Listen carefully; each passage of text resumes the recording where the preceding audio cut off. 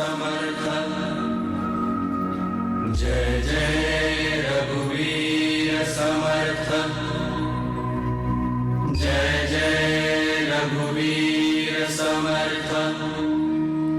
नमस्कार मंडळी, प्रभू रामचंद्र आणि समर्थ रामदास यांना वंदन करून सादर करीत आहोत समर्थ रामदासांच्या मातृभेटीवर आधारित नाटिका धन्य ती मातृभेट। गणाधीश जो ईश सर्वा गुणांचा, मुरारंभ आरंभ तो निर्गुणाचा। नमो शारदा मूळ चत्वारि वाचा, गमु पंथ आनंद या राघवाचा।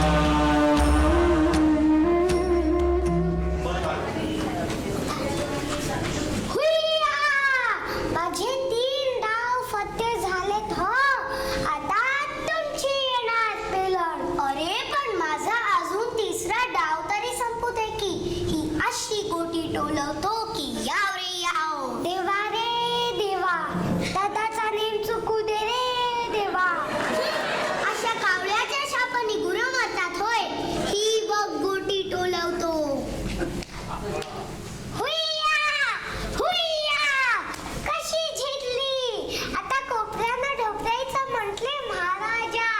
सकाळी नदीवरती बऱ्याच गमजा करीत होतास नाही का. गमजा कसल्या. माझ्यासारखा सूर फांदीवरनं डोहात अजून उड्या मारून दाखव आणि मग सांग. अरे इथे आईनी अंगण नीट सारवलेलं नाहीये, त्यामुळे गोटी उडून बाजूस गेली. सपाटीवर असती ना तर नीट कासराभर लांब तडकवलेली असती. याला म्हणतात नाचता येईना अंगणावाकडे. पुन्हा सपाटीवर ठेवून बघ. पुन्हा काय बघायचे. तुझा हुकलेला नेमच ना. अरे ठेवून तर बघ की. पण एकच डाव हा. देवा रे देवा, दादाचा नेम चुकू दे रे देवा. आता होतं की नाही अंगण वाकडे. बरं असेल, पण याचा ढोपण्याशी काही संबंध नाही हा. अरे बाळनो, आता पुरे की त्या गोट्या खेळणं. थांब की गाई, दादाचा एवढा ढोपणा होऊ दे. अरे उन्हा तानाचे कसले ढोपरताय हा. जे काय ढोपरायचे ते उन्हे कल्ल्यावर ढोपरा. ते काही नाही दादा, ढोपरे आधी. जेवल्यानंतर दुपारी ढोपरेन की. का का परवा नदी काठी सूर्यपारंब्याच्या वेळी गाव कसा जागीचा सूर केला असतो. तुमचा वाद थांबा पाहू. अरे पोहणे, गोट्या खेळणे आणि हुंदडण्यातच सगळा वेळ चाललाय तुमचा. अगदी चुलत्याच्या मळणावर चालला आहात हा. नारायणाची कसली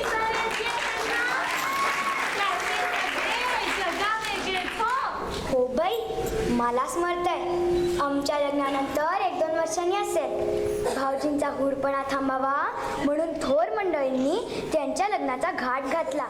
झाले, सगळी मुले लागली चिडवायला. आता तुझे लग्न होणार, आता तुझे लग्न होणार म्हणून. मग काय झालं ग आई.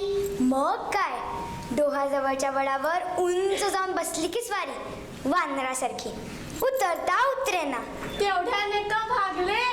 जेव्हा त्याची मनधरणी करायला सगळे निघालेले त्याने दुरूनच पाहिले. तशीच वरनं जी डोहात उडी मारली ती अदृश्य झाली स्वारी. काय सांगतेस काय. मग नेलं का त्यांना वैद्य बुवांकडे. मग काय, नंतर थोड्या वेळाने इकडच्या स्वारीने हाक मारली. नारोबा बाहेर ये पाहू. तेव्हा एकदम पाण्याखालून बाहेर आले भाऊजी. काय सांगतेस. म्हणजे इतक्या वेळ काका पाण्याखालीच होते. अर्थात असे श्वास रोखून पाण्याखाली खूप वेळ दडून बसण्याचे कसं होते त्यांना. मुलांनो, पण या गणपती नारायणाने जो काय गंमत झाली माहित आहे.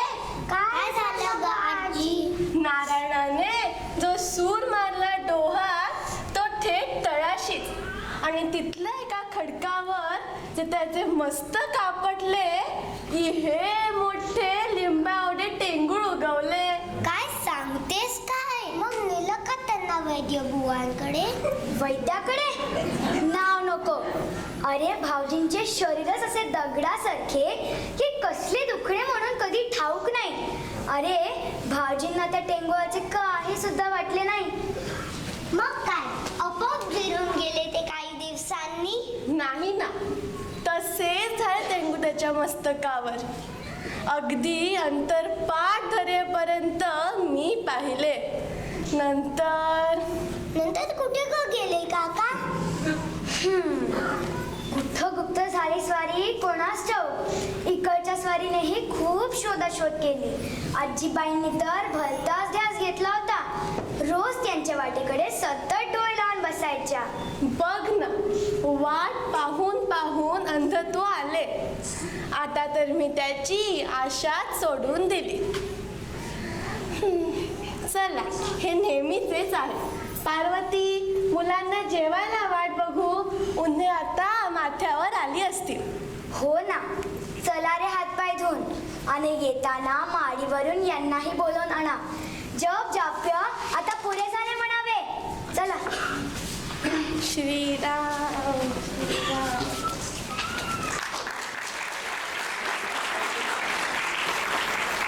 जय जय रघुवीर समर्थ. जय जय रघुवीर समर्थ. जय जय रघुवीर समर्थ. जनी भोजनी नाम वाचे वदावे. अति आदरे गद्य घोषे म्हणावे. हरी चिंतने अन्न सेवित जावे. तरी श्री हरी का विजेतो स्वभावे. जय जय रघुवीर समर्थ. जय जय रघुवीर समर्थ. जय जय रघुवीर समर्थ. पैठणात अंबड निवासी एका ब्राह्मणाने मला ओळखले म्हणून बरे झाले. त्यांनीच मला माझ्या वियोगामुळे मातोश्रींना अंधत्व आल्याचे सांगितले. म्हणूनच तर मी माझ्या जन्मगावी आलो. येताना पाहिले सर्व काही आहे तसेच आहे. तो डोह, नदीकाठ, वड, घरे, अगदी हे माझे घरही 24 वर्षांनंतरही आहे तसेच आहे. असो, पहिले आपल्या माणसांना भेटावे. पण जरा वेगळ्या प्रकारे भेटावे म्हणतो. जय जय रघुवीर समर्थ. ओम भवती भिक्षां देही. अगं सुनबाई, बाहेर कोणी भिक्षेकरी आलेत बघ. त्यांना आधी वाट, मग पाणी घ्या. आई आई कोणी राकट थोराड दाढीवाले गोसावी आले. आई कोणी थोराड दाढीवाले गोसावी आले. 12 वर्षांपूर्वीची परकर पोलकेतली माझी वहिनी आता 2 मुलांची आई झालेली कशी बरं दिसत असेल. आले. हा थांबा.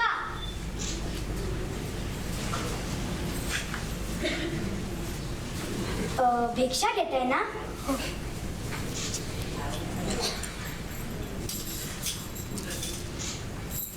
एवढीशी भिक्षा घेऊन जायला हा काही परका गोसावी नव्हे, आता घरातलाच गोसावी म्हटलं. थांब थांब पार्वती, थांब. मला माझ्या नारायणाचा भास झाला. होय आई, मी नारायणच आलो आहे. अगो बाई, खरे की काय? आहो ऐकलेत का? भाऊजी आले, भाऊजी. हा बाई, थांब बाई, नमस्कार करतो. श्रीराम श्रीराम. अरे, तू तर वेगळाच माणूस वाटतोस. माझा नारायण कसा कोवळा आणि बाळशेदार होता. आणि हा कोणीतरी राकट थोराड दाढीवाला गोसावी दिसतोय. होय नाही? अगं, इतक्या वर्षानंतर देहात फरक नाही का होणार? पण बोलणे बाकी तसेच आहे हो.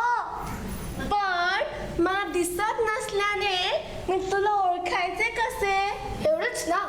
थांब, हात दे इकडे. हे काय बरं? अरे खरंच तू तर माझा नारायणच आहेस. रामराया, किती रे दयाळू आहेस तू. शेवटी तू माझी इच्छा पूर्ण केलीस. आपले रामप्रभू आहेतच तसे. गोतेकाची उपासना फळास आली. पण नारायणा, किती रे वाट पाहाव्यास लावलीस या म्हातारीला. जेव्हापासून तू भोल्यावरून पसार झालास तेव्हापासून रोज मी तुझ्या वाटेकडे डोळे लावून बसायचे. रडून रडून डोळ्याच्या खाचा झाल्या बघ. आता बघ ना, समोर पोटचा पोर असूनही तुला बघू न शकणारी माझ्या आवडी दुर्दैवी माऊली कोण बरे असेल. नाही आई, या रामदासाची आई कधीच दुर्दैवी असू शकणार नाही. थांब.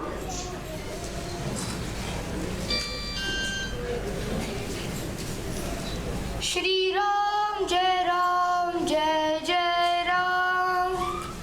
श्रीराम जय राम जय जय राम. श्रीराम जय राम जय जय राम. डोळे उघड आई. पार्वती, नारोबा. पण काय रे नारोबा, इतकी वर्ष गोदातीरी तप केले म्हणतोस, तेव्हा भगवंताची प्राप्ती झाली की भूतवश करून जादूटोणा करायला शिकलास? होय आई, भगवंतही मिळाला आणि भूतही वश केले. काय सांगतोस? ते रे कसे? ऐक. होते वैकुंठाचे कोणी, शिरले अयोध्या भुवनी. होते वैकुंठाचे कोणी, शिरले अयोध्या भुवनी. लागे कौसल्येचे स्तनी, तिची भूत घे माय. तिची भूत घे माय. मार्गी जाता वनंतरी, पाय पडला दगडावरी. मार्गी जाता वनंतरी, पाय पडला दगडावरी. पाषाणांची झाली नारी, तिची भूत घे माय. तिची भूत घे माय. सुग्रीवांचे झाले पालन, झाले वालीचे निर्दालन. सुग्रीवांचे झाले पालन, झाले वालीचे निर्दालन. तारी पाण्यावरी पाषाण, तिची भूत घे माय. तिची भूत घे माय. सर्व भूतांचे हृदय, नाम त्याचे राम राय. सर्व भूतांचे हृदय, नाम त्याचे राम राय. रामदास नित्य गाय, तिची भूत घे माय. तिची भूत घे माय. होते वैकुंठाचे कोणी, शिरले अयोध्या भुवनी. लागे कौसल्येचे स्तनी, तिची भूत घे माय. तिची भूत घे माय. तिची भूत घे माय.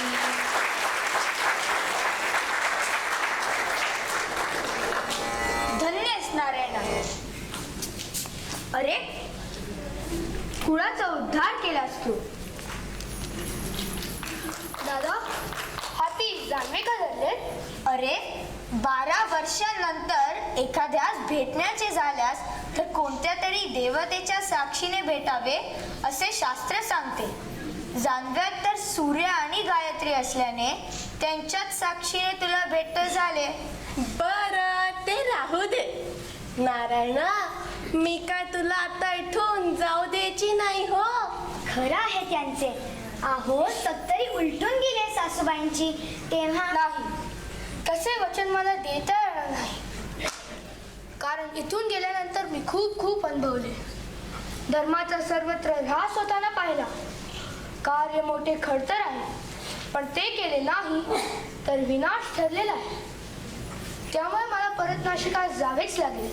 बरं, ते नंतर पाहू. आल्यासरशी 4-2 महिने राहा तरी. ठीक आहे, मातृवचन पाळायचे म्हणून मी इकडे 3-4 महिने राहील. पण नंतरचे काही नक्की नाही. म्हणजे यानंतर तुम्हाला भेटणारच नाहीस की काय? असे असेल तर मलाही सोबत घेऊन चल पाहू. छे छे, हा कसला भलता हट्ट. पण माझ्या राहण्याचं काही ठाव ठिकाणं नाही. बरे, माझे प्रपंचही होणे नाही.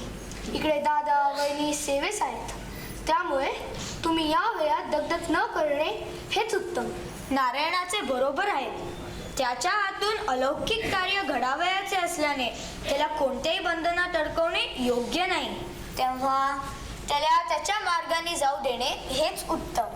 ठीक आहे, तुम्ही दोघे का माझ्या बाबतीचं ऐकणार आहात? पण नारायणा, मी तुला इथून एका अटीवरच जाऊन देईन. हो, रामराया मला सामर्थ्य दे. बोला मातुश्री, मी ती अट मान्य करीन. घाबरू नकोस, मी काय तुला पुन्हा लग्नाच्या वेळी अडकवणार नाही. हो, मला फक्त एवढेच मागायचे आहे की माझ्या अंतकाली मात्र तू माझ्या जवळ हवास. तुझ्या मांडीवर डोकं ठेवूनच गंगाजल प्राशन करेन आणि मग शांतपणे देह ठेवेन. छे छे, कशाला अशी निर्माण र? पण तरी तुझी इच्छा पूर्ण करणे हे मी माझे कर्तव्य मानतो. मग तर झाले.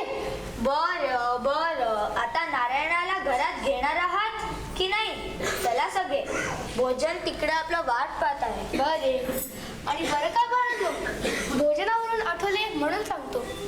दुपारी सायंकाळी जे अन्न आपण ग्रहण करतो तो एक प्रकारचा यज्ञच असतो. यज्ञ? आणि तो कसा काय?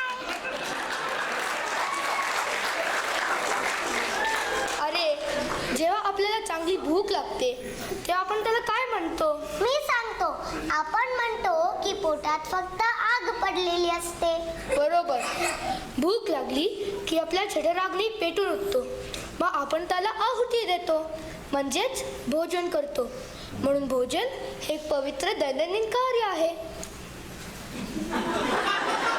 पण येण्यात मंत्र म्हणतात आणि सर्वांना कुठे येतात मंत्र? न येऊ दे, पण आहुती मंत्र कोणासाठी असतात? देवासाठीच ना. म्हणून आपण फक्त त्या रामाचे नाव घासागणी घ्यावे, कारण अन्न सहज पचते आणि विशेष म्हणजे असे अन्न देह व बुद्धीवर उत्तम संस्कार करते. तेव्हा बरं बरं नारायणा, आम्हाला काही तुझा उपदेश उपाशी पोटी पचायचा नाही. हो, पोटे भरल्यावर बघू. बाळांनो, आता सगळ्यांनी माझ्याबरोबर श्लोक म्हणा बघू. वदने काळ घेता